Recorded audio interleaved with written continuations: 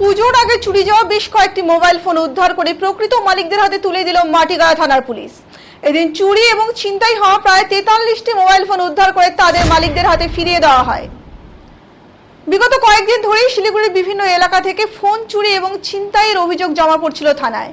ঘটনার তদন্তে নেমে 43টি মোবাইল ফোন উদ্ধার করে মাটিগাড়া থানার পুলিশ। আইনি প্রক্রিয়া সম্পন্ন করে এদিন উদ্ধার হওয়া ফোনগুলি প্রকৃত মালিকদের হাতে তুলে দেওয়া হয় পুলিশের তরফে। চুরি যাওয়া ফোন পুনরায় ফিরে পেয়ে খুশি সকলেই।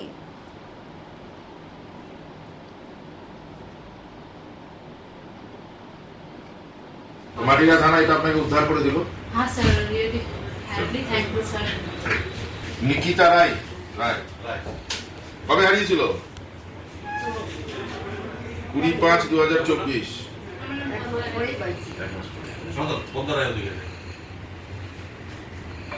খুশি তো এটা আপনার? হ্যাঁ, এপ্রিল মাসে হারিয়েছিল। है 9 अप्रैल। হ্যাঁ, 9 এপ্রিল।